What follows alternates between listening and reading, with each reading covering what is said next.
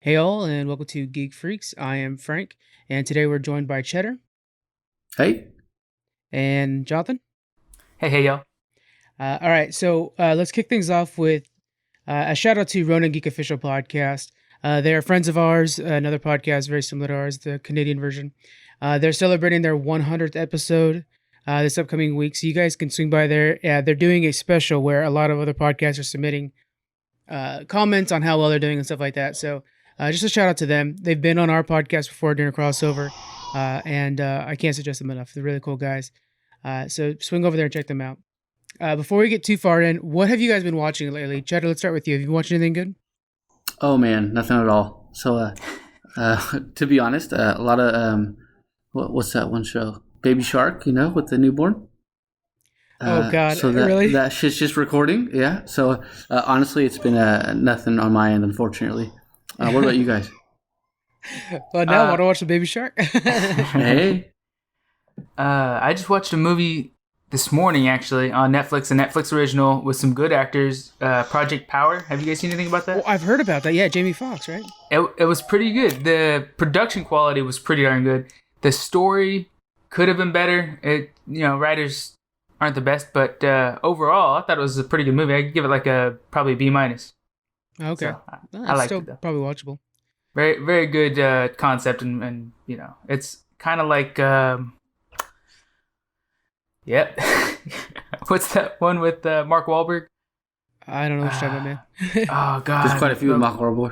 Yeah, Right, he's well- kind of in a few movies. If you've seen the Yeah. trailer, you know it's where you have super strength and stuff like that. Max Anyways, Payne. that's it. Yeah, it's kind of got that Max Payne mixed with Bright kind of vibe, so it's pretty good. Have to check it out. Yeah, I just finished Russian Doll, and Legend of Korra just came out, guys. So head on over to Netflix, catch yourself some Legend of Korra. Mhm. Super good. All right, so let's go ahead and start with our Audible ad. They're gonna make this real short, guys. We are pushing back the book club to next week. We talked about this last week, but just a reminder. So you guys have one more week to listen to Shadows Rising by Madeline Rowe. Go to audibletrial.com/geekfreaks. Help support the podcast. For $14.99 a month, you get one audiobook and two Audible originals. And you can keep those forever. They stay in your account. So go on over to audibletrial.com/geekfreaks. All right. Now let's go ahead and get into this Fresh Prince of Bel-Air reboot. This was announced by Will Smith. He's going to be producing this, and he says it's going to be retelling the stories from the original series, but in a dramatic sense. So, like sitcoms are half an hour usually. This is going to be 1 hour long episodes with what would it actually be like from a kid who got in trouble in Philadelphia trying to live and not really fit in Southern California.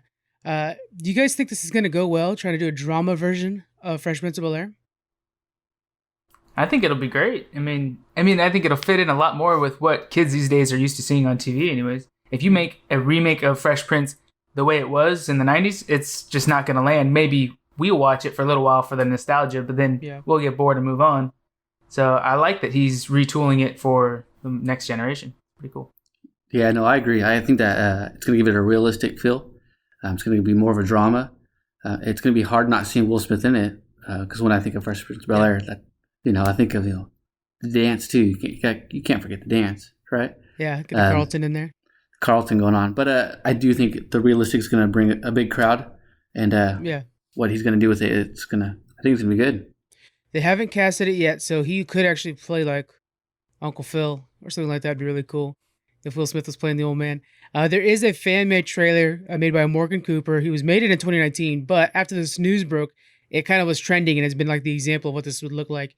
You guys both had the chance to watch the trailer. What are your thoughts on how well he did with this fan-made trailer? I was like, oh man, this is legit. This is really what's going on. Mhm. Fan made, I was like, no way. So I was ready to watch it, waiting for a coming out release date. Yeah, I think this kid needs to be hired by Will Smith. Actually, whoever this Morgan Cooper who Right? made this little trailer. I mean, I think he nailed it. I was like, this should be on TNT. I'd watch this right now, something like that. What's funny is a lot of the networks and streaming services, just off of the announcement alone, are already bidding on this and trying to get access to his show. So either way, it's going to have a lot of support behind it with this many people trying to get into it. What do you think would be a good home for this kind of show?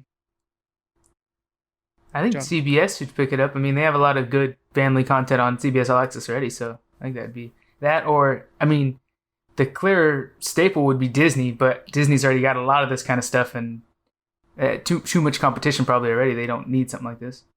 Yeah, I think there's gonna be more of a mature feel to it. I don't know if Disney's the right home for that, but like Hulu, they use Hulu for a lot of that kind of stuff. Yeah, Hulu. I mean, Netflix runs the world. Everybody's streaming now, so I don't know if TV would Yeah. be the best option. Yeah, I actually kind of hope it goes with streaming just because, first off, binging's always nice, but it feels like the budget's a little bit friendlier on when you got like Netflix taking care of it or something like that. When if it's something like CBS, they may try to make him do it on the cheap, and I don't know. I don't want them to do this cheap. I want to see these big open Malibu sets and something like that. It's like really actually capture what it's like to be there for a kid who's not used to that kind of environment. That's going to cost some money. So hopefully they put some real good work behind this. Next up, we have a Patrick Star spinoff called The Patrick Star Show. This will be a late night style show hosted by Patrick Star. The first season will have 13 episodes.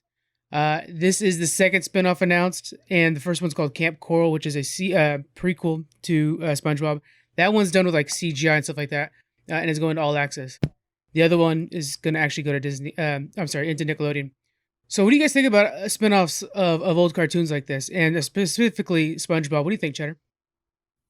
I think it's hard to keep them up. I think sometimes they're a flop. Yeah. And then, personally, they may be good for the kids now, but do I really go back and watch them anymore? When I was young, absolutely, but now, probably not. So, unless I'm for the kids nowadays, I don't know. They have to do something really different, really good to get it going again. I'm not too sure. I haven't seen too much about it, but I always think prequels are great. They can be great, but kind of hard to keep. Especially that show was on for how long? Yeah, it's still on. That's still doing it. Right. Since '99 Right, is when so it first aired. 99. Holy shit, it makes me feel old. How old? Yeah. But I don't know, man. What do you guys think? I think it's pretty smart. I mean, just like we were talking about with the Fresh Prince reboot, you have the loyal fans like us back when we were kids, and now the next generation coming in. So you retool it to have the nostalgia for us, but targeting our kids and stuff. So it'll have a new life, but still has ties to what we're interested in. So same thing with this is it doesn't have to be something we'll like. It just has to have characters that we know. So we're happy to have our kids watch it. We trust it already, and we know what kind of message it'll send. So it's already got that connection for us. I think it's smart. Yeah, it's definitely going to be like a guaranteed initial hit, right? Because everybody's just going to want to go see what it's like. They already know the character really well. There's definitely business sense. It makes sense to do this. Whether or not it has staying power is a whole other thing. Now, this comes with a big caveat. So, Steven Hillenburg is the man who created SpongeBob, and the loyal fans are really upset about this whole thing. So, we have a few things to go over here. Steven has said in interviews that the main character needs to be SpongeBob. He further clarified that Nick first wanted him to be a kid. He actually wanted it to be a human living under the water. He describes it as they wanted Hey Arnold in the ocean. They wanted to somehow do that. He said, no, it has to be SpongeBob, this guy that's working and stuff like that. And then he also mentioned that Patrick Star cannot handle the show on his own, that he would be, quote unquote, too much. So both those points go to what we have. So SpongeBob as a kid, that's this new Camp Coral that they're talking about. And then with Patrick Star being on his own, we have that with the Patrick Show. So, unfortunately, Steven died at the age of 57 in 2018. Nick then announced in 2019 the first spinoff. Steven gave the reins over to Paul Tibbitt, who's been running the main show this whole time. And he's very trusted. This is the guy that Steven trusted to run SpongeBob, right? And he said as soon as the first one was announced, this is some greedy, lazy executiving, right here, you invented a word for that. And they all know full well Steve would have hated this. Shame on them. So clearly, this is not in the vision of the original creator. But I mean, this has been around since '99. Is SpongeBob still his baby, or is it bigger than him now? It's really tough to say. Jonathan, do you think they should be trying to stay loyal to Steven's vision, or trying to feed the fans what they would want and make money? That's hard. I mean, that I think it's going to stay a divided argument because it's. For the business side of it, they own the rights to it. They should make as much content for it as they can. On the other end, I mean, it's his creation. So maybe stop SpongeBob where it is and just like this branch off into something different. At least they're not changing the original SpongeBob series. They're just making something different out of it. So, I mean, it's kind of the best of both worlds, but I understand why people would be upset if he clearly indicated that he didn't support this and those weren't his intentions and everything. So, I know it's kind of hard to justify, I guess. Yeah. What do you think, Cheddar? I think they should take it in consideration. I think take his wishes, but you got to tailor it to today's society, right? They're not in the business to please somebody or be loyal. If they can, great. If that's what's going to attract the viewers. But I don't think that they should, because it may be a flop, right? So we can't do things in society just because somebody's wishing. Like Disney. Walt's not here anymore. Are they doing things that he wished? Probably some of it. Some of it.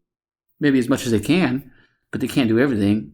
They have to tailor it to today's society. They didn't make Cars Land just because it was what he wanted, right? It wasn't even back then. So gotta kind of alter it to today's society. At the end of the day, it's a business. That's a very good example, because even when you look at like his baby was Disneyland, right?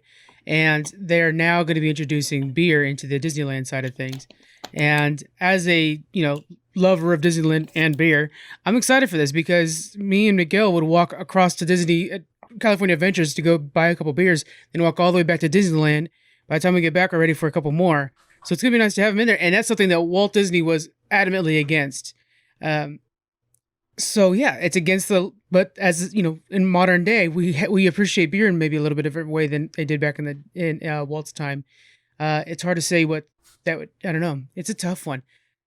Yeah, obviously Steven knew what he was doing. Same thing with Walt. They knew what they were doing. They created this legacy that's living on beyond them.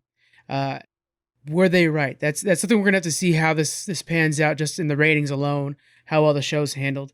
I'm hoping that they now we know that Paul Tibbitt's not actually working on the spinoffs, but hopefully they kind of listen to Paul a little bit, like get his ideas on this, because he's obviously the one that Steven trusted. So hopefully they lean on Tibbett a little bit and kind of get this in the same realm of what Steve would have wanted. That'd be best. Yeah, I think they should get, take some things in consideration, spin it off as much as they can, but I don't think they should follow it 100%. Yeah, I think you're right. You made a very good point with the wall thing. That's a perfect example that I didn't really think about before. Or honestly, poll the fans, see if they are, truly loyal to Steven and they will not watch a spinoff, then fine, stick with what they support. But if they would rather see, something that's an homage to him but is something new, then, kind of follow what their interests are, I think. Right. I mean, what's the audience? Is the audience going to be the fans from 10 years ago, 20, 30 years ago? Or the fans going to be kids today? So, number-wise, what's more? Right. And that's what's kind of funny about these two shows. We have one where it's a prequel where he's a young kid. That I think is going to be tailored for a new generation of young kids. While this other one that's like the Patrick Star late night show, I think that's going to be tailored more towards us. That are going to be like, oh, it's this kind of wacky, fun late night show like Comedy Bang Bang or something like that. So I think they're actually kind of making both sides of the spectrum with this. I think Steve's, this amazing creator that created this cool, fun world. But I will be watching the Patrick Star show, just to at least see how it turns out. They definitely have at least that much in me. All right, let's go ahead and talk about what's that, John? Before we move on, can I just do something real quick? I gotta close the door. Yeah, a little bit too much noise. Sorry for all the streamers. That's right. Stream. This is Welcome what to the break. podcasting's like. We got the AC going on right now because for some fucking reason it rained this morning. Yet it'll be 107 today. Huh. Nice. Yeah. Welcome to California. Yeah. No, huh? Sounds like Texas. Yeah. Right. Yeah. Good. And I'm back. All right. Sorry about that. No, you're good. All right. We have the Avatar creator, both creators leaving the Netflix project. This was such unfortunate news when we found out about this. We're talking about Brian Konietzko. That's the last time I'll say the last name. And Michael DeMartino. They're both leaving the live action adaptation because they feel like that Netflix is no longer listening to them. Originally, Netflix came out and said, like, this is their project. We just want them to make this. It's going to be, and we were all in love, right? This is exactly what we wanted to hear. It's something that M. Night did not do. But, 2 years down the road now, they're saying they're not listening to us anymore. Right after that announcement, they stopped listening to them, apparently. So Brian states that he's leaving because Netflix has stopped listening, but he's going to stay within the realm of Netflix. So he's probably going to be working on their comic books which are really successful. They're hit every time they come out. They're actually re-releasing them all right now. He emphasizes he's happy to accept ideas from others, that he's a collaborative person. But he says, in quotes, the general handling of the projects created what I felt was a negative and unsupportive environment. And I think a lot of that is, Netflix needs to make sure that this appeals to the mass audience more than just Avatar fans. Do you guys agree with this? Because, Avatar's been trending. Legend of Korra came out and it's number 2 on the list in America right now. Do you guys think that's smart, or do you think Netflix is in the right?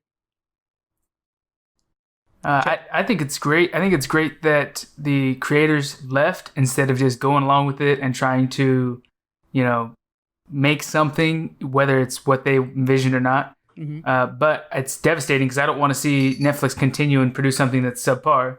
But I'm hoping Netflix will see a massive, following behind them and not Netflix, and just put on the brakes, put out whatever offer they need to get these guys back on the show. Because honestly, if it comes out like an M. Night Shyamalan thing, I'm just going to cancel my Netflix. I want to boycott Netflix because they botched such a good series. So. In a way to punish them. Yeah. I agree with that. And maybe we should do that preemptively. Everyone cancel their Netflix now. Write a message to Netflix saying, hey, we're canceling because you guys lost these guys. Get them back on the team and we'll join up again. But we need more of a following than just you and me to do that. I'll support it, but I'm still not going to cancel my Netflix. Yeah, even I'll support it while I watch Netflix. Right. I got you to finish. So unsupportive environment, that's something that I think is a divide between like kind of the creative type and the business makers. That we've heard that through time, that they're always having to cut budget, make sure that it appeals to the 4 quadrants. So it makes sense to me that they're having an issue. It's just unfortunate that they have to leave. Mike released an open letter on his website, which we have the link to all these. By the way, all the sources, guys, I mentioned this multiple times, but all the sources for everything we write an article for everything we talk about here. The articles are on our website with all those sources. So if you guys think like, Frank's full of shit, John is talking out of his ass, Cheddar don't know what he's doing, go to the website. We got them all there. It's 100%, including the link to Mike's letter, where he talks about him coming to this realization. He says, I realized I couldn't control the creative direction of the series, but I could control how I respond, so I chose to leave the project. So, again, they just couldn't make any of their own decisions. We're all worried about the M. Night Shyamalan debacle. And, Cheddar, you've watched, I know your brother has, but have you watched Avatar since then or no? No, I have not. Okay. So your brother he's on board. He's watched them all. And that day you were in the theater with us when me and Jonathan in the theater is just like, yeah, but they changed his name. It's the worst thing ever. They changed so much of it. It's just garbage. So disappointing. But they didn't need to change the name. I think if you didn't know anything about it, you may have enjoyed it. But knowing it about it was just kind of, it did ruin it. Yeah. So the way the bending was just a complete fail. I kind of liked how they did the firebending, though. I'll give them that. That you have to strike it, yeah. Yeah, that you had to have a source. Yeah. Yeah. But everything else, it's disappointing. There's all kinds. We could go, that could be a whole separate podcast. All right, so we have this, high hopes on this project. I'm still excited for it because, again, it's just more Avatar, and if there is a chance, because Brian says there's a lot of talented people still working on the project. It's just that it won't come out the way they wanted to. So I'm still rooting for it, but I'm going into it with another outlook, because I was originally, hyped and going into this and excited, but now I'm going into it like I think I did with like Shazam or Birds of Prey, where I'm like, this is probably gonna suck, and be pleasantly surprised instead of going in and just be like, do not let me down. That might actually even help things out too, because now we're all going in with lower expectations. I don't know. All right, this is going to be a short one here. We have Olivia Munn is in final talks to return for G4. We've been talking about G4 coming back. Hopes are that it'll be a new esports network, but it is at least coming back to talk about video games and whatnot. Sources of the Wrap say that she's seeking a bigger role both on and off air. She was co-anchor of Attack of the Show, co-host. Now she may be looking to be a producer or a director of some shows. Since she left, she actually became more valuable because she was on a series of movies. Christmas Office Party or something like that. She's been in a few things. I know she dated the QB from Green Bay Packers as well.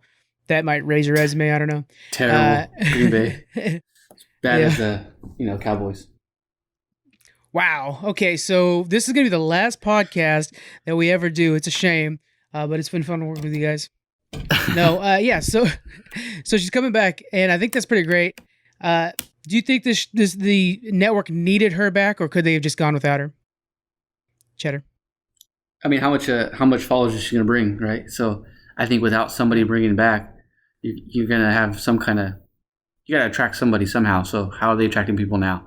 The more they can put in to attract followers, just to get them off the ground. I think they need something to get them up off the ground before they can even move forward.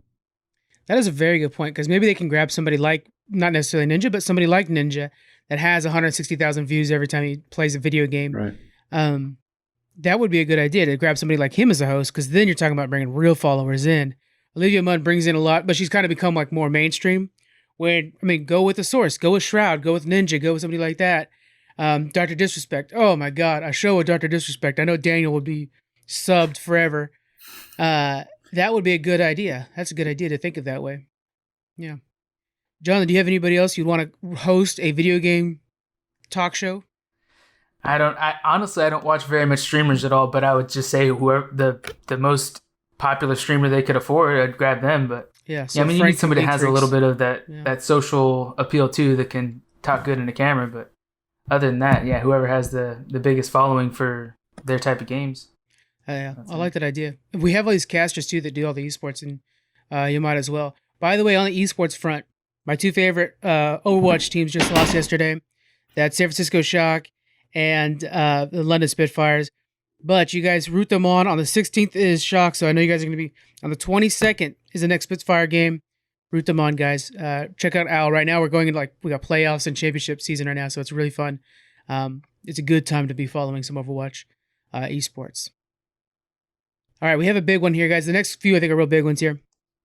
There's a big shakeup at Warner Brothers, Warner Media. The new chief, Jason Killar, he came in and he wanted to refocus the company. He's saying that we want to focus on streaming and stuff like that. He's trying to get all the side projects out of there.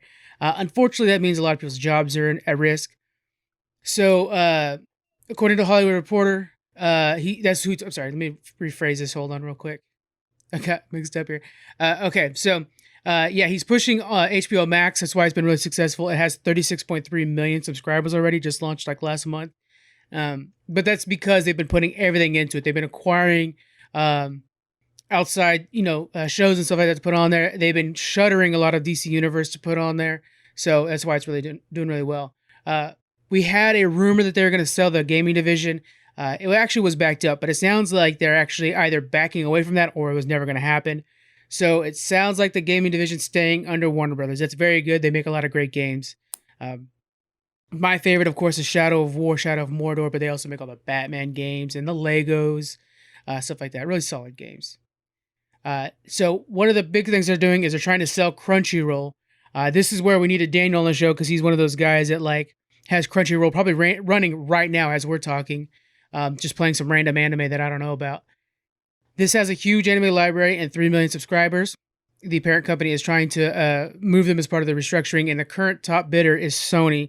They already have the competition, this Funimation. So this could create this new all-encompassing anime service that would have Funimation animes and the Crunchyroll animes on there.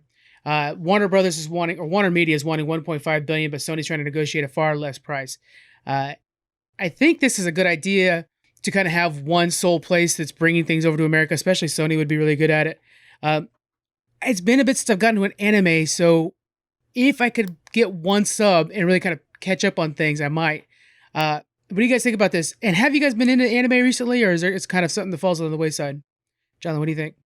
Yeah, I haven't watched any anime in a long time, but honestly, it's mostly because I don't know what to watch because there's not, much advertising for it or anything like that around here. Yeah. So it's all just kind of word of mouth. But if there was a single streaming service that had, high quality subs and dubs, then I think I'd be a lot more likely to try some of them out. Yeah, I think it'd be cool. What do you think, Anthony? Yeah, same here. I think the last anime I really got into was Full Metal Alchemist. So that was so good though. A long time ago, right? Yeah. But I haven't gotten into anime in quite some time, but I think if it was one central location, it'd be great. But do you think it's a smart move for Warner Brothers to give it up?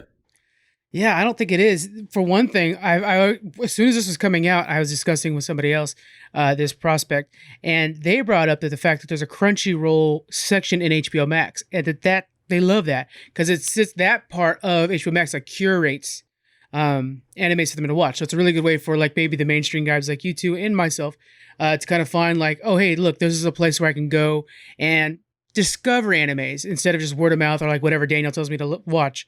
Um, that's something that I think we need for the mainstream guys because anime has some of the best complex stories out there. It's fantastic, but there's just such a big variety that you're almost afraid to kind of like, well, do I want to tip my toes in on the 700 episode anime Right. or like I'm all right? You know what I'm saying? Like I fell in love with one of them, Deadman Wonderland, and it's only one season. It kills me because it's like I really wish there was more, but it's hard for me to research it and stuff like that. So if there was one place that was curating them for me, I think that's a really good option. Uh, I think Sony's a good place for this. Do you guys think Sony can handle this? And is there any other company that could do a better job than them? I think Sony would be great at this, and not only that, but they could. I hate to see them really do this, but they could use this as another thing that's only streamable, usable through the PlayStation, so they Oh can man. lock Yeah. in more sales right there. So I think that'd be pretty cool, and definitely they have the funding and the backing to be able to produce a good streaming service out of this. Yeah. Yeah, that's a good idea. It could really be like free with your PlayStation 5 and oh my god, what a selling point. If you're just like, yeah, but I got a PS5, I'm just going to jam on some animes. It's great. That's a good Mhm. idea. What do you think, Cheddar? Yeah, What do you think if you have another company owning this? I think Sony would do a great job, but I don't know what other companies, Microsoft, what other companies can actually take it away and has that clientele. Yeah. It's got to be somebody that's in that aspect. So I think Sony would be a good bet. I don't think. I hate to, yeah. I think you're right. I think that's the way to go. If not them, I was thinking Tencent because Tencent has a little bit of all the video game systems, and so we could kind of see like an integration with like the Epic Games Store, or whatever, where there's an anime section or something like that. And I don't know. I'm just trying to think of like who can really broaden the appeal to the mainstream, because I think that's kind of what needs to happen. Is anime needs to be accepted as like a form of drama for that could rival and beat a lot of American shows. It's just not experienced by the masses. I need to get into a new good one though. I've been looking at the Seven Deadly Sins. I think that's going to be my next one. If I were to literally just send a text to Daniel right now, he'll send me 15 episodes or 15 shows that I have to watch. Right. That's for Um, sure. It's hard to I'll get have to into them look though, around. because like you said, some of them it takes a lot of time. Yeah. Well, So that's like One Piece is something around 700 episodes, and I was like, oh, pirate anime, I'm in. But then Daniel's like, whoa, be careful. That'll take up a few years of your life. yeah, So we'll have to see. We're gonna keep an eye on this. We'll continue to cover this when Daniel comes on too. Who I'm sure he's subbed to both Crunchyroll and I know he is to Crunchyroll, but probably Funimation as well. He'll let us know what's going on with all that. That'd be good. Another part of the Warner Brothers reorganization is a massive amount of layoffs at DC Comics. So DC is their parent company is Warner Media. They lost people on the high end of the totem pole and the low end of the totem pole. Some of the big guys that left is editor in chief Bob Harris. He's huge. Senior VP Hank Canals. Oh boy. And then editors Brian Cunningham and Mark Doyle. They're all out of work, and then all the lower employees too. There's hundreds of them out of there. Um, what really got hit hard was the DC universe. They had this like streaming app they were trying to push that really brought in some good shows. Harley Quinn, Titans, Doom Patrol, very good shows. But now all those shows are moving over to HBO Max. It's a way of supporting their new system and getting that going. So that's really good for you guys, but it's hurting DC Universe. And it's, Jeff Johns had the Stargirl. That's moving over to CW with the rest of the Arrowverse next year. So it sounds like they're probably going to shutter DC Universe or reduce its cost and make it just a place where you can like read comic books. That might be feasible. Boy, but if that becomes part of HBO Max, though, that's going to make that a very valuable streaming service. So it's really unfortunate, but we hear from Variety sources for them are saying that the DC brand will actually be expanding through the restructuring. What they're trying to do is make the production of DC products, DC IP, easier instead of going through a smaller faction within WB, actually saying like, hey, here's the Batman project, just make a few movies out of it and just go with it. I'm a little skeptical about that. Jonathan, what do you think about them making it easier to make DC products? That that's kind of scary. I mean, like you're saying, it could be sloppy. We don't want them to just slap stuff together, put it out there because it has a good name to it and they can make some quick cash on it. Because I mean, we see that in other movies in lower budget and stuff, and DC's already struggling to keep up with Marvel. Marvel's dumping money and has such great content, and everybody's loving it. They're selling tons of merchandise and just raking in the cash. So DC really has to be smart about how they're moving forward with their content. If they're rebranding and trying to go a different route so they're not competing so much toe-to-toe with Marvel, I think that'd be smart.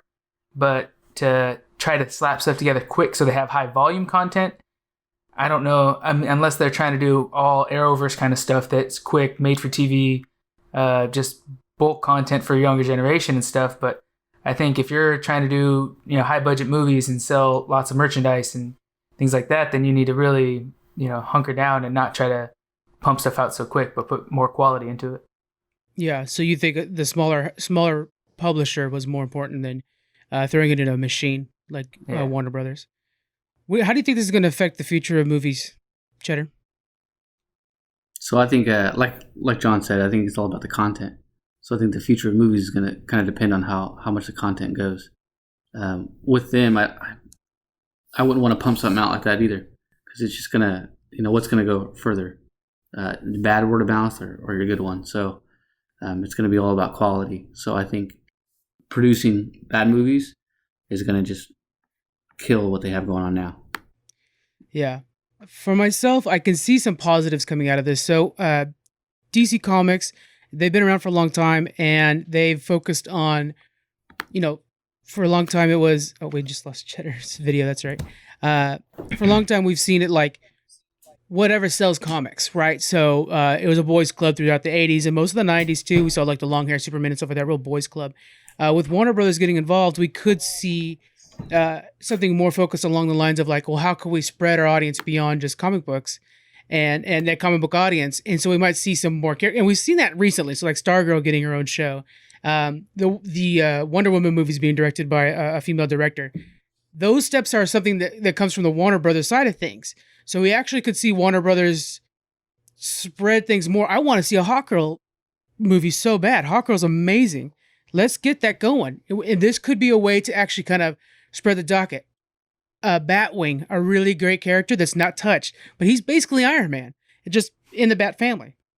So something like that. So maybe Warner Brothers could explore the little nuggets that DC just kind of like throws out here and there, but focuses on Batman and Superman. I don't know. You're thinking this is a way to better broaden their audience too, right?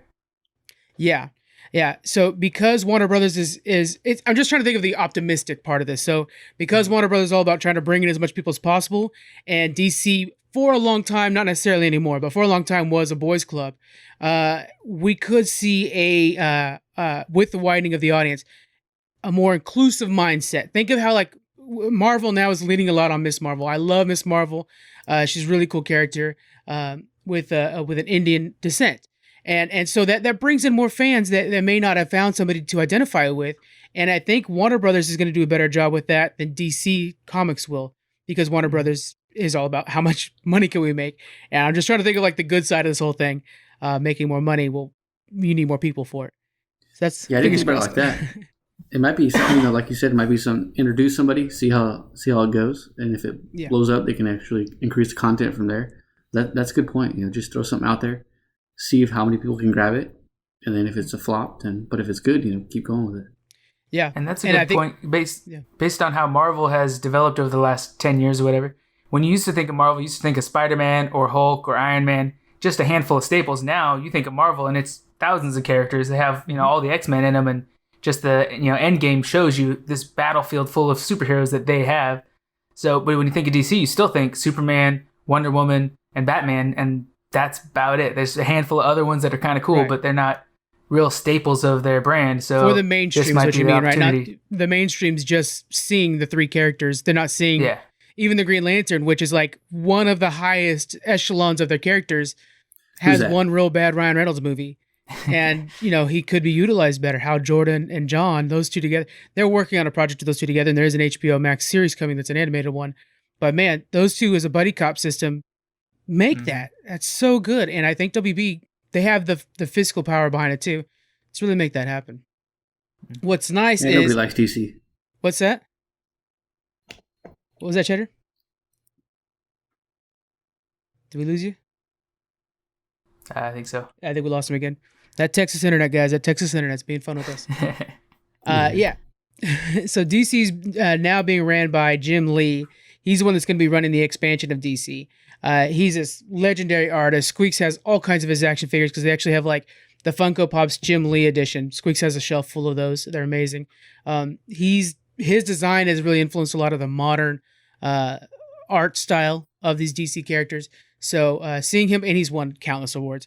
Seeing him behind the helm, I'm pretty confident in him. But I have said that in the past with other people they've put in charge, and I'm like, yeah, but he makes great comics, so that means he's going to do great. Hasn't necessarily worked, although I still kind of agree with a lot of the stuff they did. We'll see how Jim Lee does. He's a pretty amazing guy, though, so that's a good sign. All right, moving on to the next one. This is going to be kind of short, also in the realm of DC. We have Injustice 3 teased. This is the fighting game that's like a Mortal Kombat game, but with all DC characters. This was a Instagram post by Boss Logic. Now, Boss Logic is just an artist, but he does a lot of official artwork for video game companies, most notably that I found was Assassin's Creed. So when he draws something, it could be actually commissioned work or something like that, but it kind of hints at some ideas. The big thing with this one is the eye over Injustice, the dot over it was done with Dr. Manhattan's symbol. So we could see the Watchmen lineup added to this thing. That sounds great to me. Dr. Manhattan himself is very overpowered, but of the other characters who don't have a lot of major superpowers, who do you think would be good in like a Mortal Kombat type game? Jonathan, what are you thinking? Oh man, you mean just from the Watchmen crew, right? Just from the Watchmen, like who are you most excited to see? For an example, they use Jokers, like characters that don't really have special powers. They use them very well in Injustice. So I'm wondering, like Hawkman's gadgets, Night Owl's gadgets, stuff like that. How are you going to use Rorschach? Yeah, he's just kind of like a Wolverine without blades, right? He's just awesome. Fights. I don't know. I don't remember many of the Watchmen characters, anyways. But it's a lot of the base. Yeah, it's just basically those four or five guys right there. But I like to see, could they go with the Minutemen dudes as well, because the Minutemen really have some interesting characters. I don't know. Yeah, what do you think, Cheddar? Are you pretty excited about this? Is there any other DC characters we'd like to see added to Injustice? Watchmen opens up this whole new avenue, and Watchmen has really been embraced by DC lately with the the HBO series, which by the way just took the lead in our Emmys round 1, and also the Doomsday event they did in the comics. Do you think of it? Can you think of any other DC characters you wanted to see added to the fighting game? Cheddar? Oh, sorry. A little bit of lag on the side. That's it. So I haven't played Injustice in a long time. I played a lot, but I don't really know too much of who's not in it. So that would be my first question: is who's not in it, and I don't know every DC character. I'm more of a Marvel fan. So what are some of the DC characters not in it? Yeah, that's a good point. They're always adding DLCs and stuff like that, and yeah, that's a tough one. I think Stargirl's kind of the safe one right now. She's really getting big out of nowhere. And very close to Jeff Johns' heart. I think it was based off his sister. So I think Stargirl's kind of the easy answer for that one. But there's a lot of Constantine would be really good. He's just a badass in just about everything he does. Yeah. But in the Watchmen world, I would like to see how they're going to handle Rorschach. I'd like to see if we're doing like Night Owl, let's get some kind of like steampunky tools would be really cool, because he has that ship and everything like that that's very steampunk. So some cool steampunk toys would be fun to watch. This is going to be a good one. And I'm hoping that Boss Logic is on the inside, in the know. He usually is. He's really good to follow. So we'll keep you up to date if we find out any more from him. It sounds really good. All right. This is an interesting one, guys. Halo is delayed. Halo Infinite. We talked in depth about Halo a couple weeks back. Xbox boss Phil Spencer says that he was disappointed and wanted Halo to launch with the Series X, but he knew that the delay was the right thing. So here's a quote from him. In the end, I have to make the right decision. The strength of the Halo franchise, the health and the ability of the team are the things tracking toward the quality of where you want the game. So what this sounds like, two things. First off, he wants the graphics to be better. The internet blew up after the gameplay came out, showing that the graphics could be better, the internet really had a negative reaction to that. So I think they might be kind of like, well, how can we fix this? I don't know. Do you think the graphics were okay? What do you guys think of the Halo gameplay footage? Jonathan, what'd you think? To me, the graphics seem fine. I mean, they're what you expect in a Halo. But if the Series X has higher resolution and all that, and the fans want it to be sharper, then I think it's wise of them to hold off and retool it. Just like that Sonic movie we saw a while back, where they stopped and like, okay, you guys don't like Sonic, let's change it. They probably didn't make a ton of money on it, but I'm sure they made a whole lot more than they would have if it came out the way he looked. So yeah, I think it's always smart to just stop and listen to the fans, listen to what they're saying, try to change it to tailor made to what they're asking for, because they're your audience. I mean, they're the customers. So I think it's wise to just try to retool it to them. Yeah, and they had a bunch of the like big dogs in Xbox come out like right afterwards for the weeks afterwards saying like, oh, but this is because the game is this size, and well, it'll look better this way, and well, the brutes just kind of look like that, and everybody was like, no, that's not going to be acceptable. You guys need to do something. So that opens up this other problem where, okay, well, the game's coming out in November, so if we wanted to change the graphics at all on this, it's going to be this huge endeavor for our staff. We're going to have them working long hours, and they're already kind of slowed down with the pandemic. So you're going to have this thing, we've talked about it a few times on the podcast, this crunch culture, where it's like work, 12-hour, 13-hour days to make sure this project's done in time. And that's another thing that Spencer had mentioned, is like, we got to worry about the health of our team. We don't necessarily need them working these long days and then burning them out when we need them on other projects. And it's just not good for the actual employees. You can create some real problems there. And so I think on that aspect, this is always good. I'm always kind of rooting for the employees on these, because I know that game developers are these unsung heroes that are constantly working. So I think on that side, it's a good idea too. But what I really want to talk about here is this a good call for Halo in the long run or a bad call? Do you think this is going to improve sales overall or hamper sales on both Halo and Xbox separately? Cheddar, let's go with you first. What do you think? How's this going to affect the sales? I think it's going to improve sales. I think the worst thing you can do is just put something out, and then, like you said, with the crunch culture, it's just going to kill your employees. And then if that gets out, right, with social media, you can put that out anywhere, and even kill, your fan base. But then also, I would rather, as a player, I just want the game to come out. But if they're going to produce better content and delay the game, it's worth the wait. I think that's going to attract more people with a short-term wait than just to push it out and have something that's really not going to attract anybody or have some negative feedback. Yeah. Another thing to think about too is Halo was about to compete against PS5. So you have, in November, because we also found out that Xbox is coming out in November, probably the first week. So you have Halo competing with PS5 when it's something they put so much time into already as it is before all the changes, that they're kind of like, look, we need to make sure that this doesn't have a hard time. So if it comes out like March to May area, you have time for people to buy their PS5s, then their bank account recuperate a little bit, and then they go and buy a Series X for the Halo. So we could have this like second wave of new gen purchases coming in a few months. I think generally it's a good idea. I think it might be something we see in the future. Maybe they'll constantly kind of push one system off the other to keep them separated. Jonathan, we know so far that neither company is releasing the price for the systems because of they're trying to undercut each other. So they're kind of waiting. Do you think that, what do you think is a good price point to go out and buy an Xbox without a Halo involved? What do you think? I'm thinking like $300, $299 is so cheap. Right? I mean, like, because I don't really need a system. I'd rather play PC games. Right. So for me, if I was going to go buy one, that's what I'm looking for. But at the same time, for a serious console gamer, I wouldn't want them to undercut or compete that way. Don't try to fight over bringing the sales down. Fight on bringing the quality up.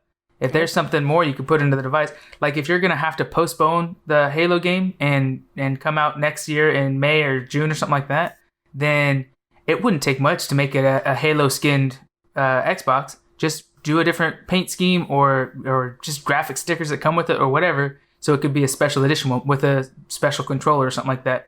And then your fans will pay a little bit more to get that special edition one. I mean, That's how I got my 360 or my Xbox One. But yeah, so for me to get one, it'd have to be pretty cheap. But I don't think the price is really going to stop Xbox fans from getting one if it's a couple, if it's $50 or $100 more than their PlayStation. If you've been playing Xbox for the last 10 years, you're not going to switch to PlayStation just because of that price. So you think that even without the Halo, that shouldn't affect Xbox prices? You think people are still gonna, those who already intend to buy Xboxes will still buy Xboxes even without a Halo? Well, I don't think they'll buy them immediately when it first comes out. I think they will probably wait for the Halo because unless they have some other big hitting game to come out, you're not going to get, you wouldn't buy an expensive new computer if you don't have anything to do on it yet. So same thing for the Xbox. They'll probably wait until Halo comes out. Maybe there'll be a sale or something like that, or just a re-release when it comes out. But Are they having it any also games is coming out with really, it? it's really critical on the timing and what competition, what other games are going to be competing with it when it releases. So not releasing it now is risky, but it's just as risky as if you were to release it incomplete or lower quality game. Yeah. Yeah. And then to answer your question, Cheddar, is there are other games coming out. One of the other staples, but nothing like Halo. Halo was the reason to go buy it, right? If you weren't necessarily an Xbox fan. But we're also looking at Bloodlines also got delayed, which is a fan favorite game that was coming out that also got delayed. So there's a lot of first parties, like this is their very first game coming out of the gate. So those kind of games, we don't necessarily need to rush out and buy it for that. But I really liked the idea that you brought up there, Jonathan, where there might be an Xbox Halo crossover edition coming up in a few months that might even push it farther. Your Xbox One, when you turn it on, does like Halo sounds and everything, right? Yeah. Something like that. I would be all for. Make it like 200 more gigabytes hard drive, and I'd spend extra money for that. I definitely would. That sounds like a really good idea. What do you think if they were to say they'll release Halo with this lower definition and seemingly incomplete or whatever for the Xbox One, release that now and then hold off releasing the Xbox Series X with the Halo sometime next year. So those will both be released together next year, and you could buy a lower def version of the game right now for the Series X, or for your Xbox One. That's an interesting idea because they've already mentioned that when you buy a game like Halo, it unlocks it on your account, not on your system. So you can play Halo on the Xbox One when it comes out. Yeah. But is it willing to do that now? That's interesting because then people might be, oh man, it's a gamble. It's a heck of a gamble. But then you might have people that are like, look, I don't necessarily need the PS5 right now, and I'm playing Halo on my Xbox One that I already own. I'll just wait.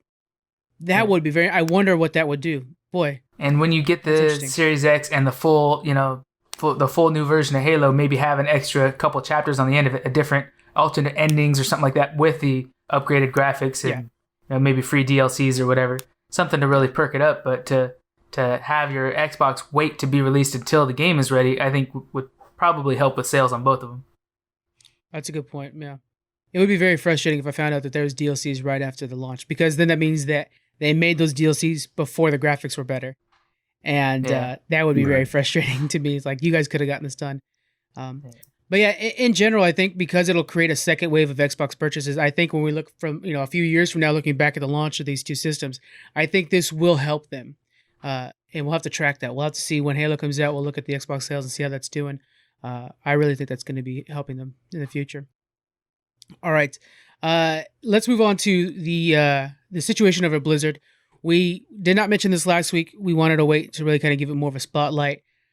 So Blizzard employees, they're hardworking. Before we go too far, let's go ahead and get it out there. We are Blizzard shills. We love them. Can't wait for BlizzCon. We have a Blizzard bias, right? That's why we talk about them more than any other developer there is. So the Blizzard employees right now are sharing their salaries in protest of their lower than average pay. They were promised a raise in the salaries back when there was a survey in 2019 showing that, like, I think it was 42, but about 50% of the workforce was not happy with their pay. Since then, Blizzard did promise to increase their pay, but none were above 10%. And then according to a Bloomberg report, they said that many of the employees are getting paid minimum wage. So those are the kind of guys that are like, security and stuff like that. Now, it's not necessarily developers on that end. Blizzard refutes this Bloomberg report, which kind of caused a lot of outcry, saying that multiple things were wrong. One of them is that there is no employee at Blizzard that gets paid less than 50% of what minimum wage is. So when you work at Blizzard, you always get paid minimum wage plus 50% more is what they're saying. and Bloomberg saying, no, your employees are saying that's not the case. So we have that. There was a few other things like the amount of people that were unhappy, stuff like that, that apparently Bloomberg said one thing and Blizzard saying that's incorrect. You guys are misinformed. So there's all kinds of things like that. There has also been pressure from Blizzard telling the employees to do not share your pay amongst each other. You're not allowed to do that. Now, back when I worked at Toys R Us, I remember this was a thing. Like, do not tell anybody else how much you get paid for. That's actually against the rules. But according to U.S. labor laws, that is 100% legal. You're allowed to do that. And so that comes into issue. So we have unhappy workforce basically over at Blizzard, again, one of our favorite companies. And these are the guys that are making the games we love. World of Warcraft, Diablo, Overwatch, all those games like that. So that runs into a problem we found from Bellular, who has good inside sources. But before we go into that, let's talk about this pay here. Minimum wage for the guys that aren't developing the games. Do you think that's fair for a company like Blizzard? Jonathan, what do you think?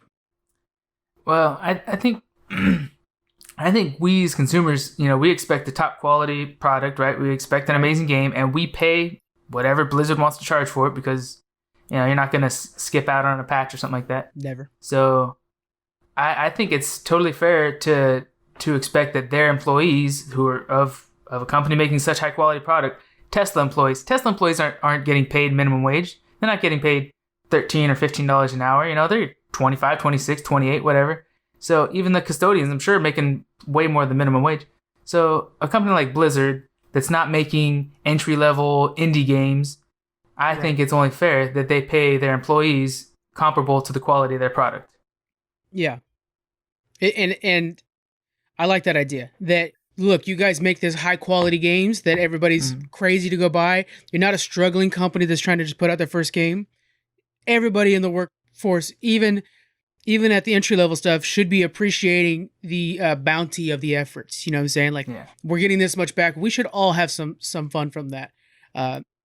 Not to get too much personal, but your company, for example, you guys have profit sharing. When you guys make extra money, you all make extra money. I think that's a great program. And that brings up the image of the company too. If Blizzard employees could all say, "Oh yeah, we all make this much, and we all have this kind of healthcare package, and we all have this, and this," everybody goes home with swag shirts every couple months, and once you hit 10 years, you get a company car kind of thing.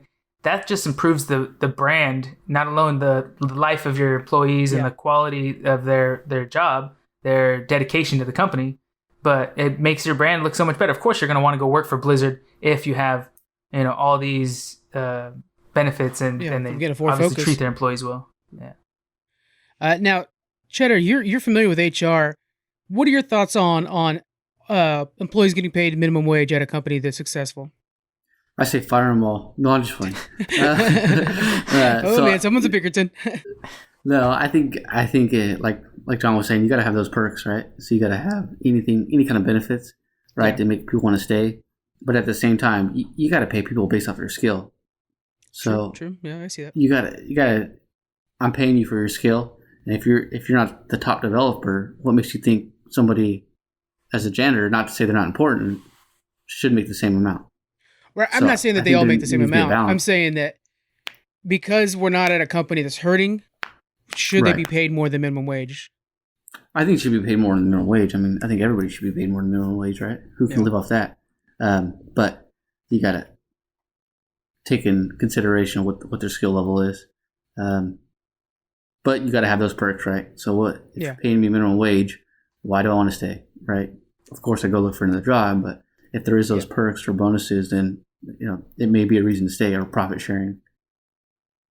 So that's a really good way to put it. The perks of staying, why you'd want to stay, and there is a huge perk for staying at Blizzard.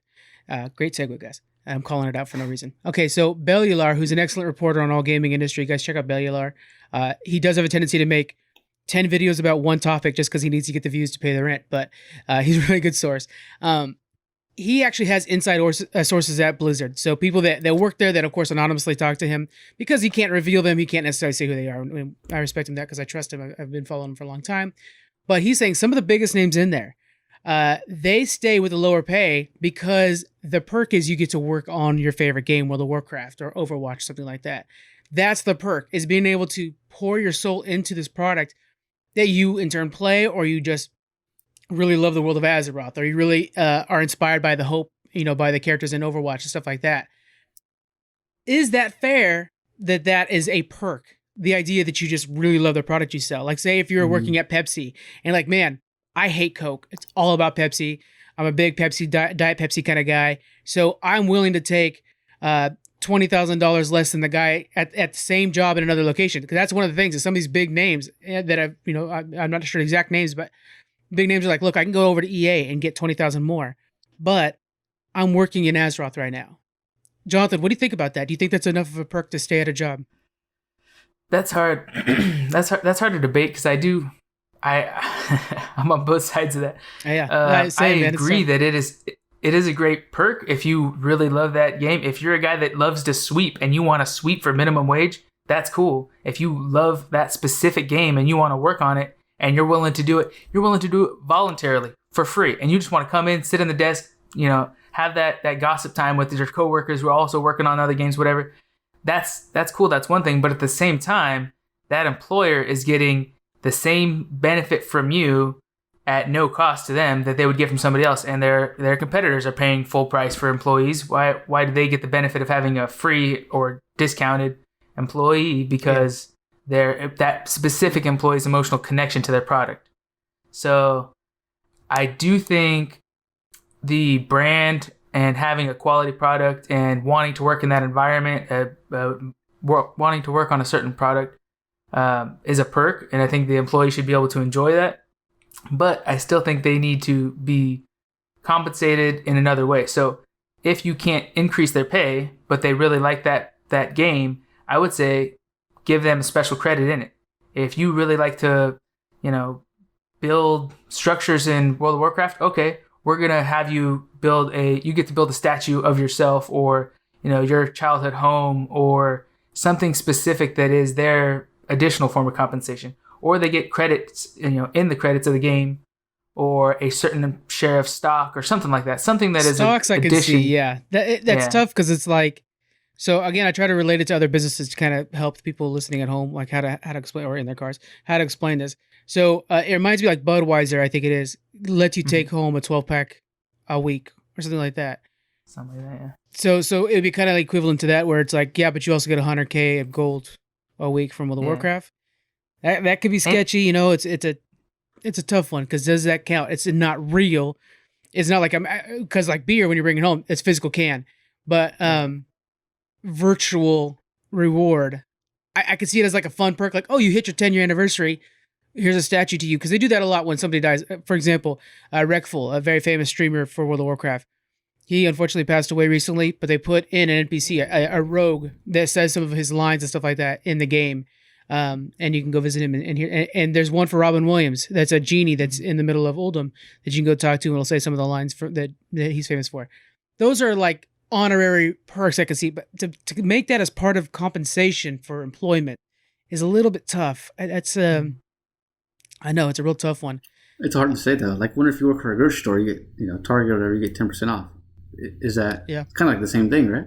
Yeah, but is that considered part of your pay, or is that just like a sweet perk that you get to enjoy? I think that's what it really boils down to. Yeah, you get the free meal at McDonald's, but it's not like I'm like adding $5 to my pay at the end of the day. Yeah, and I'm sure all Blizzard employees probably get a free Blizzard account. Play all the Blizzard games you want for free. Yeah, you get the month free on World of Warcraft and stuff like that. That's a good point. I'm sure they do all that too. Yeah. So what is compensation? What are the perks? How much are they actually worth? And what can be considered actual perk, and what is just like, well, it's virtual money, so does it count, kind of thing. That's the whole thing to worry about. So this all comes following after the 2019 fallout. So in 2019, Activision Blizzard, which is the joint company, so Blizzard is the small developer underneath the big publisher Activision Blizzard. They came under scrutiny after massive layoffs from Activision Blizzard as a whole. That was in February, followed by Bobby Kotick, which is the guy that I have all kinds of words for him. He's the CEO in charge of the company. He took a $30 million bonus after laying off a ton of employees. Even shareholders, it was a 40% vote. Shareholders were like, he needs to not get any pay. And it was only a 40% vote, so he still got it. But it's pretty bad when your investors are saying, no, the CEO needs to not get any money. That's showing how kind of one-sided he is. So this is kind of boiling over from that too. I think that we kind of have a problem where Activision Blizzard as a whole might be greedier than Blizzard themselves, and that could be trickling down. We do know that in 2019 they had a 17% loss. Not a loss, but 17% less income coming in. But this year, after World of Warcraft Classic and people stuck at home because of the pandemic, they made 1.4 billion last year, 1.93 billion this year. So there is an increase. They actually have more money in the till now. They could be working with their employees with this. World of Warcraft, which is one of their probably the most, well, it is the biggest project they have, ongoing project. It's one of the 3 tentpoles for Activision Blizzard alongside Call of Duty and Candy Crush. Those 3 are the 3 tentpoles that lift the entire company up. And you have employees that are working on that game, getting paid less because they just really like working on Orgrimmar, stuff. So it's kind of tough to say that, is this fair? I don't think Bobby should have taken any money when you're laying off employees. That's my personal belief. Is it part of his package to get paid extra? Is it part of his package? Like, hey, I get a bonus every year. I don't know. I mean, that's old news, but it's still kind of affecting what we're dealing with now. What do you guys think? Do you think it's fair for a CEO to take a bonus when you're laying people off? Cheddar, what do you think, man? I don't think so. I don't think it's right to the people. It's hard to say, we can't afford you, we don't need you anymore. But by the way, let me go cash this check. I get you need to get paid too, which fully agree, fully support. But how do you fire somebody and go cash a check and be okay with that? I know. Yeah, and it's a bonus too. It's not even his actual pay. It's just extra money that went his way. And that's going, If they're getting underpaid, why don't they take that money and distribute that to their employees? Like, hey, here's a bonus for, all your support, and instead of putting it in his own pocket. Yeah, it's not like Bobby, it's not like he's sitting at a computer writing the code for the game right now that's making them the money. He's just sitting there. He's got a job. It's hard because there's a part of me that I know Bobby from other things and like his whole history, and he really drives me nuts sometimes. So I'm trying to set that aside in my interpretation of this. But yeah, so it's not like he's making the actual games that we all love, so it's hard to root for him sometimes. Jonathan, what are your thoughts on the CEO taking that kind of money? I think that's ridiculous. I mean, that should never happen. If your company is healthy and you're doing a good job as a CEO, now they might be saying, oh, he cut all this, he saved us a ton of money by weaving out the fat. We didn't need these employees. The previous CEO, or over the years, we've accumulated too many. They're underutilized. We need to get rid of, 20% of our staff. And now at this 80%, we're actually running efficiently. So he did a good job by cutting those out. That is all in the finer details, though. Did he just lay off a bunch of people that the company needed? And by getting below that price point and below that labor cost, now he gets, 20% of the savings or something like that. That's in the finer details, but visually, the optics look terrible. That looks like he's just cutting a bunch of staff and taking their checks and putting them in his own account. Yeah, that's a good point. It's all about the optics, because that's true. There is a lot of things like that where the amount you save, you get a percentage of that. That's pretty commonplace in a lot of places. Anything with loss prevention. And so it could be similar to that, but the optics always look bad. And at a certain point, you just got to, let me not take the $30 million right now, especially when I got employees that are complaining. And this is during the Bloomberg report that came out. It was real rough. So we have all of that. There currently is, and I've looked this up a few times. I'm trying to, this seems so crazy to me. There are currently 0 video game unions in the United States. So with this collective thing that the employees are doing, they're sitting there pulling all their salaries and comparing them and realizing that they're getting underpaid to anybody else in the gaming industry at the same positions.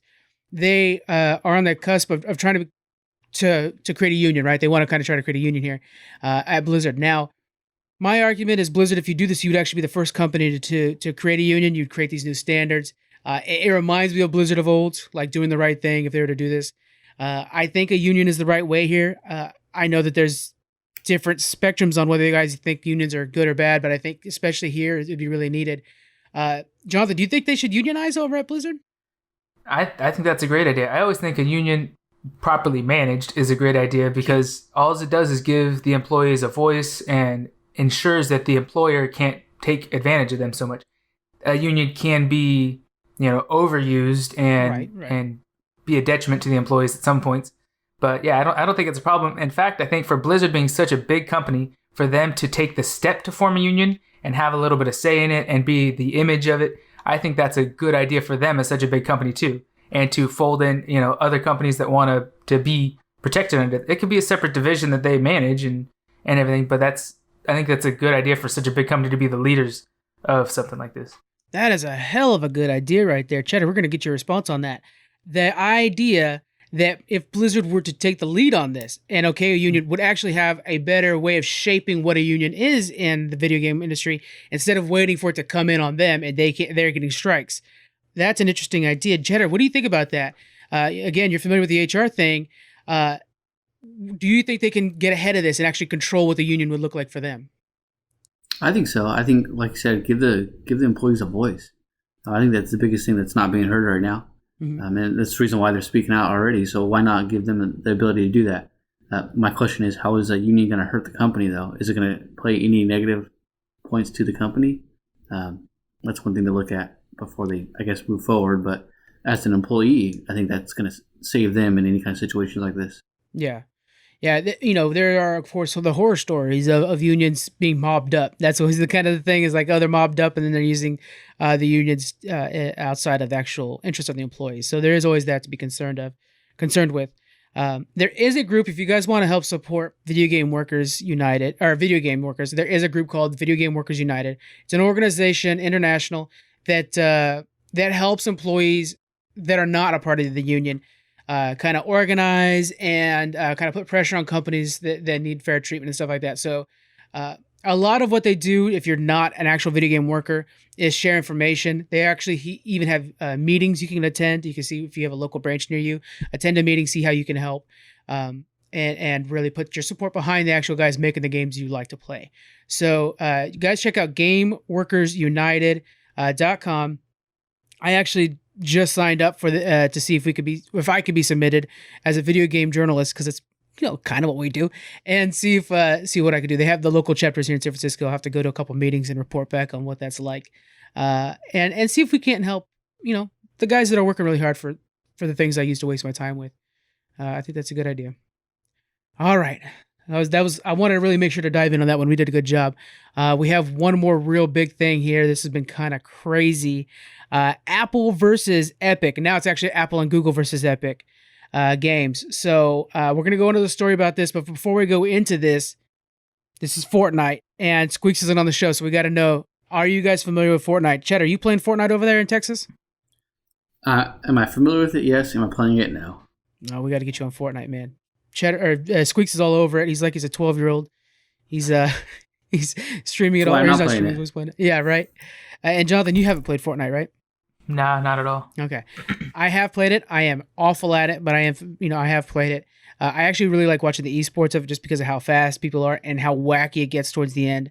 It's a lot of fun to watch. So I am a moderate Fortnite fan. So I want to go ahead and go into that with bias. Now, here's the other bias we have to address. I have an iPhone, iPhone and iPad. I use a lot of Apple products. My PC is not Apple, but everything else around me is Apple. I have an iWatch and all that.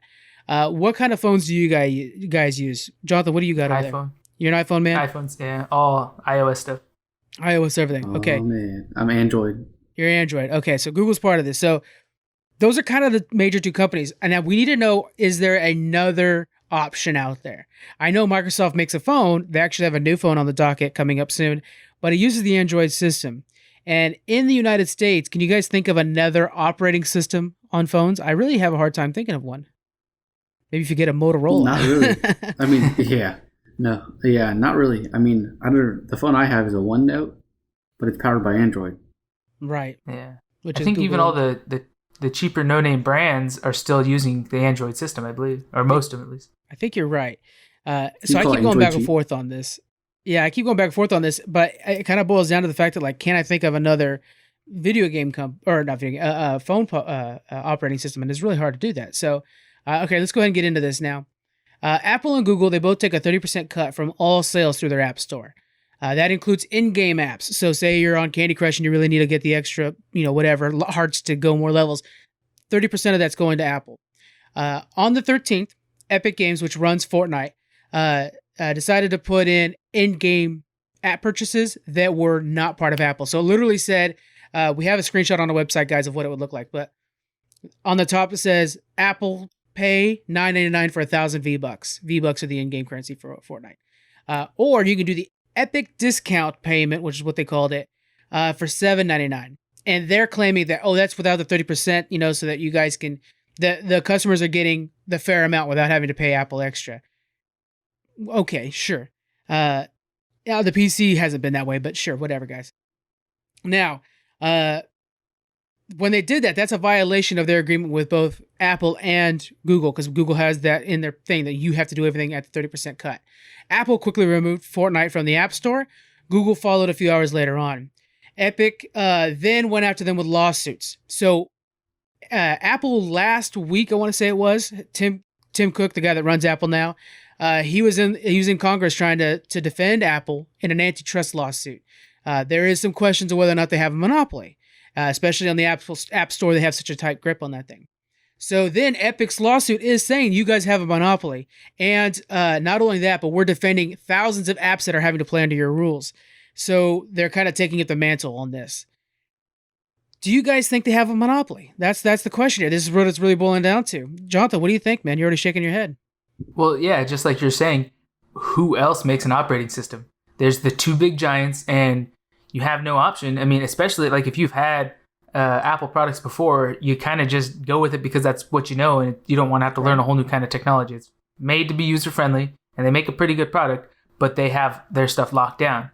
And some people know how to like jailbreak a phone, and you can do different stuff with it or whatever. But the way the system is made to be used, there's a lot of limitations, and they want you to do everything within their confines so they can charge you for all the additional features and stuff that you want. Or if you want an app, they control what apps you can't download or different programs. So, and I'm sure Google has a lot of the same limitations probably, but I think between the two of them, if they're not competing for our business with trying to keep the customers happy, and they're both just sitting back and just pumping out products and making a ton of money because they keep a boundary line between them kind of thing, then we're the only ones that lose. What we need is additional developers to come in and compete in the same playing field, so there's competition and benefits the consumers. Yeah, I think you're right there. I think you put it the right way. Is we actually, I think what would be even better is Epic were to take this money and create their own operating system for phones. That'd be awesome. They're Epic Games. They have the Unreal Engine, which also throws the whole thing in this, where a lot of Apple apps use Unreal Engine. And it's like, well, that complicates things. You guys are suing us, but yeah, we use that Unreal Engine for a lot of stuff. That throws into a problem there.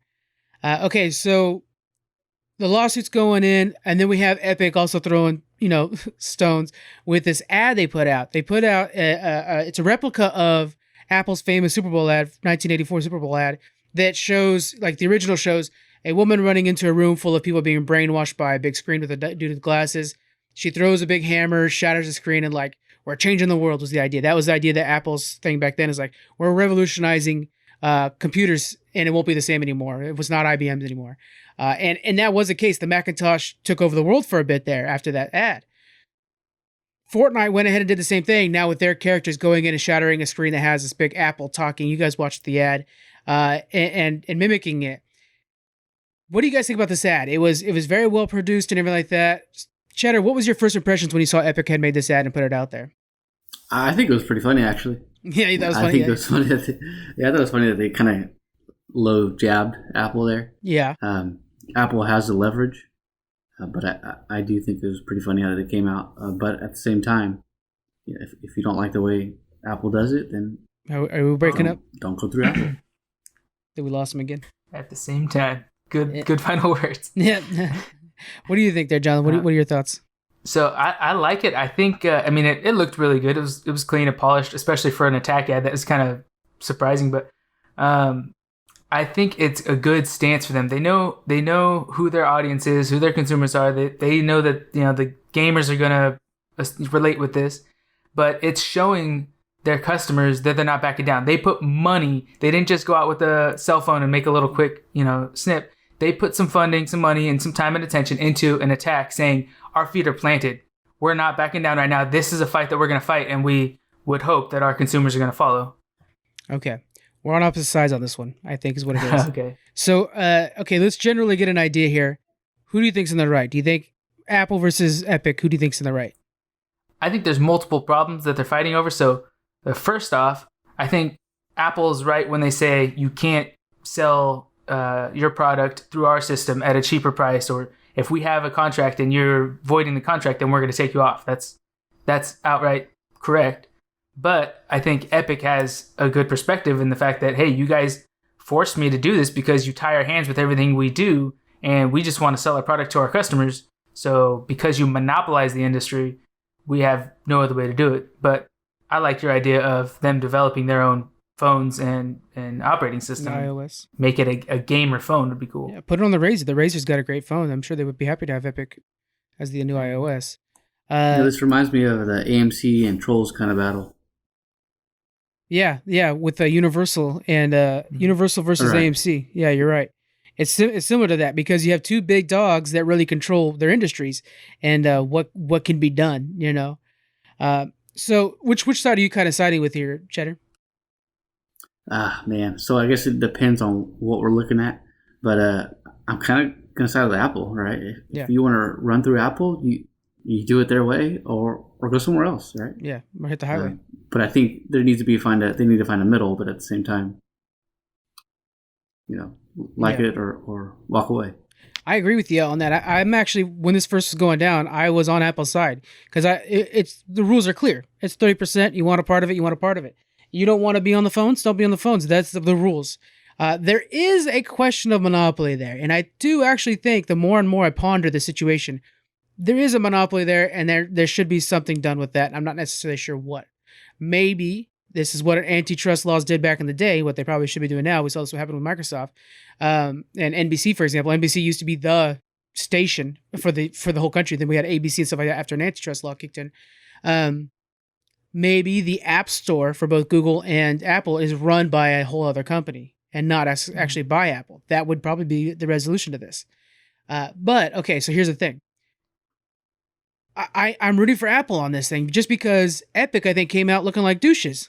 So here's the thing. It's like when you make a meme. You're supposed to make a meme because something strikes you. You're like, oh, that's funny when I saw Daenerys Targaryen do this one thing. And I'll be like, when you wake up late on a Monday and it's something about Daenerys. And then you put a meme out. It's funny. It's instantaneous.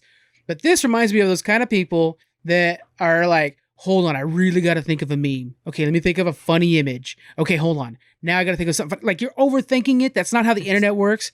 So when Epic produces this very high quality ad, it's like, you guys are douchebags. If you thought about this whole time, I'm kind of getting that vibe. And then the fact that they lowered the price, they did this, then they're coming out and saying like, well, this is because they're overcharging us. And if we do ever get the thing to change to where it's normally this price, we're always going to have it that price because we're going to pass the savings on to the customer. I mean, it kind of feels like you guys are just trying to milk this PR machine. And so they kind of baited them by lowering the price first, not approaching them or voicing their opinion first. No, they waited until Apple had to force their own policy and kick them off. And then they're like, well, that's unfair. Like, no, you guys broke the agreement first. And then you guys had this already prepared ad that came out because you knew that they were going to enforce their own rules. And it kind of just feels like you guys are just douchebags. You guys are handling this all wrong, in my opinion. I don't know. Are they really doing it for the customer, or is it more money in their pocket? Very good point. Epic is not necessarily, so Fortnite's made them a fortune, right? And don't get me wrong, every Thursday I'm getting the free Epic game that they hand out. But they're a company. They're owned by Tencent, a notoriously greedy company. And so you have to worry about that too. Yeah, it's not like they're really... that's another thing too. So, I mean, not to kind of keep harping on them, but the 1984 ad, even when it was used by Apple, was brought into question because it's this idea of like... fascism and stuff like that, like this oppressive situation. We'll go with situation on this, and then there's some corporation's going to come in and break you guys free of this. It's like, you're $1 billion corporation. You're not breaking us free of anything. You're just putting us in a new one. And there's that too. There's kind of this thing where it's like, oh, thank God that this $1 billion company is going to come and save us. There's also that. I don't know. It's kind of brings up into doubt. Well, I don't think they're trying to say they're going to save us as a consumer. It'll benefit us, I think. But I think they're going to be saving the developers, especially all the indie developers that are making these small apps, and they want to get them in the App Store. But, they're probably making pennies on the dollar because they got to pay Apple for the privilege.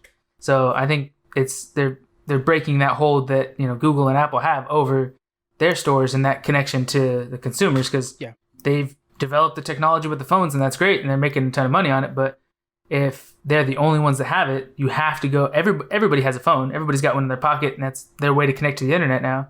So if they're the only ones that have it and they have full control over it, that's a monopoly, like you're saying. Mm-hmm. So I think the best thing Epic could do, I agree that they shouldn't have tried to cheat and then throw a sucker punch when they get caught cheating. That was childish.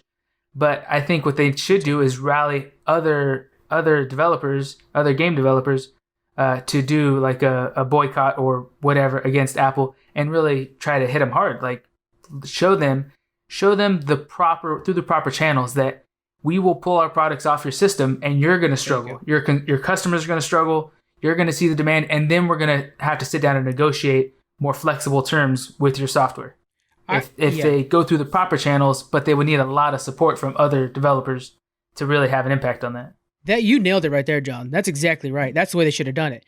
Get a few, like Spotify, for example. Okay, so Spotify came out for support with them, and that kind of almost hurt Epic, because Spotify they used to be able to offer their premium subscription through Apple, but Apple was taking 30%. So then they decided, no, if you want the premium subscription, you have to sign up on our website. Then you'll access it on the app, so they don't lose that 30%. But Spotify has such a terrible track record with paying artists. They pay them pennies on the dollar. And it's far less than what they're actually getting paid if they were to sell the record, right? So that kind of hurt Epic a little bit when they came out to support them. But if they were to grab companies like Spotify and these other big companies that have Hulu and Netflix and stuff like that would rather have their purchases done through the App Store, makes things far easier for the consumer, and just straight up pull them from these phones and say, we're not coming back unless you guys negotiate a new way of doing things. That's a good idea. Do you think that would have worked, Cheddar? Do you think that maybe they should have collectivized first and then reapproached the situation? I think so. I think there's some negotiating middle ground before they just kind of throw a product out there and say, well, here, buy this price, and kind of void the contract, in my opinion. Yeah. Come together, right? So what I'd like to know is what was done before that, before they threw out a price. Was there anything done before that and Apple just refused, or was it just their first attempt to get anything moving?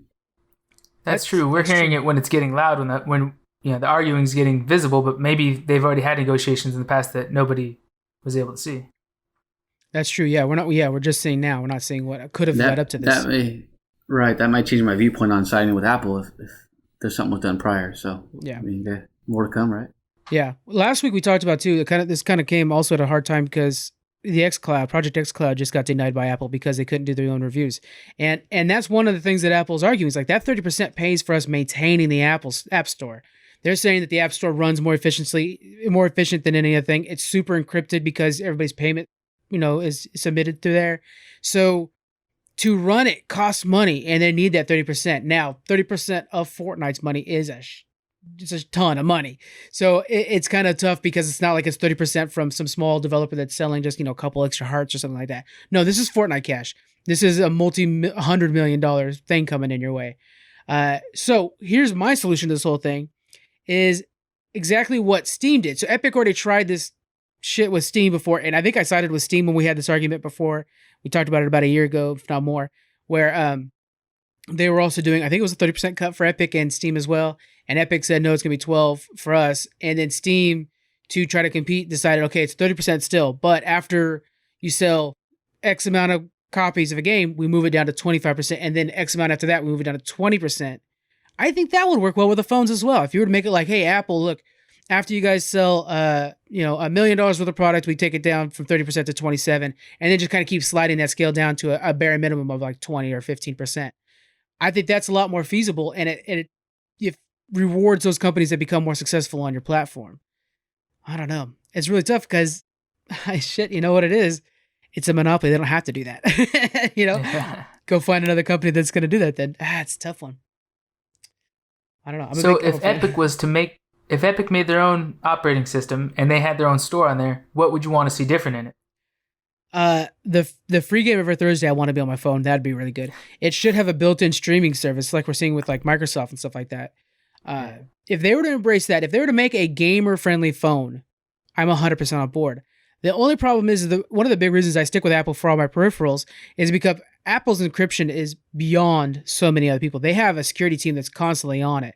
And I don't trust Epic with security situations because of the parent company. So there's that, Man, that's a good idea. Is there anything you guys would want to see from Epic's own phone that make you switch over to them? I'm wondering if the store, like how we're talking, the main problem is their store.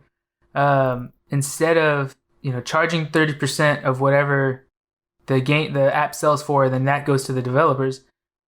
I wonder what it would look like if it would even be possible, or realistic, to have all the apps in the store are free, but you have to pay, like your subscription to Netflix or Hulu or anything like that. You pay a little bit per month to have their store, full access to their store, and then you get whatever apps, any Candy Crush or Fortnite or whatever comes up, you can play all those for free. That's a good idea. Yeah. That way you kind of have it's a perk like we were talking about before that would come with it. That's a good idea. I don't know. I think everything we talked about today was not black and white. I kind of liked that about this episode we did this week, guys, where it's kind of we're not sure what we're thinking right now. We're kind of still on the fence. So if you guys want to, head over to Twitter, Instagram, everything else. Let us know what you guys think. Give us your opinion on the situation, which way we can go. Discord. By the way, the Discord link is in the podcast. You guys are welcome on there to chit chat. We have like 5 moderators, so if you go off the hinge, they'll probably kick you. But you're welcome to come over and voice your opinion. We definitely have lively debates over there sometimes, and it's a lot of fun to kind of get some ideas. And we definitely have some people that are pretty vocal on both sides of a lot of things, video game related and TV show and stuff like that related. But yeah, this is definitely going to be one of those things we're going to carry this conversation on through Discord and stuff like that. Come join us. Okay, that's it for our show, guys. But we want to go leave you guys off with 4 new reviews we have. We really appreciate the reviews we get, guys, and they just mean so much to us. If you guys want to drop one of those 5 stars, we'll gladly read it on the next episode when possible. So let's go ahead and get into these. This one is from Billum34002. There must have been a lot of Billums for him to be that one, but okay. So fun show, must check it out. Your one stop for all things geek, consistently on point and fun to listen to. Can't wreck this one enough. We appreciate that so much, Billum. I'm pretty sure that's I'm constantly on point myself, so I think that's about me. I think that's a real good compliment. I appreciate it. Next one from East Coast Avengers. Actually, these are friends of ours. They have a podcast. Feel free to check them out.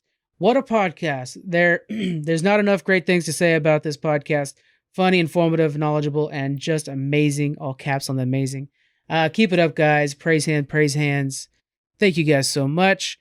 Next, we have well-rounded nerd greatness. This is from Permagamer. He says, with so many different topics and genres of discussion, Geek Freaks is a fantastic source for nerd news.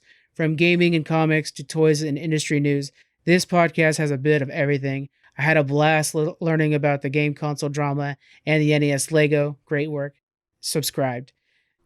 I too am excited for this, the Lego NES we talked about. Really appreciate that, Permagamer. I really do. Last one from Podcaster 204. Genuinely great. I love this honest and hilarious approach to all things geek. The show feels natural, and the hosts invite you to each episode so that you feel like you're part of the discussion. Definitely recommend. And we definitely recommend that. You are a part of the conversation. Hit us up on all the social medias. Let us know what you guys think about what we talked about. We are definitely wrong sometimes, especially if it's like not me. Definitely wrong sometimes. So just let us know what you guys think. We really appreciate that. Before we head out, guys, what are you going to be playing this week? Let's go with a future version. Jonathan, what are you looking to play this week? You got any ideas? I'm still on Satisfactory. I'm working on getting nuclear power, so I need to finish that up. But you're real close to the end if you're on nuke powers. Yeah. I don't have anything slated to come up after this, though. Yeah. We were playing a little Sea of Thieves. We're going to be doing Sea of Thieves on the next community night again, guys. Fly Pirate's big on that, and he's part of the community, and he's like, I got to get back on Sea of Thieves. I love when you can hook a new friend. You know what I'm saying? Like, oh, you got to check out this game. They're into it. It's really good. And we've been playing a lot of Fall Guys too. Kids are just Fall Guys enough. Cheddar, you gonna take a break from being a dad and play some video games? What's the deal? Oh man, I need some recommendations. Oh, we'll send you some recommendations. Play Sea of Thieves with us. Guys. Yeah, Sea of Thieves. I gotta try it out. You haven't tried it at all? No, not at all. I've seen you guys play it, but I haven't tried it, so I'm gonna jump in that. Okay, so if we can get Cheddar to play Sea of Thieves, by the way, get the Game Pass subscription. It's $1 for 3 months, and you can play Sea of Thieves all you want. Then they will stream that. We'll stream Cheddar's very first time playing Sea of Thieves. That sounds like a really good idea. That seems like a lot of fun. All right, guys, that's going to be it for us this week. We will check you guys next week. Check out our social medias for the Emmys round 3 and 4. The votes will be coming out starting with this episode. It's going to be round 3. And we'll see you guys next week. Bye. Bye. See ya.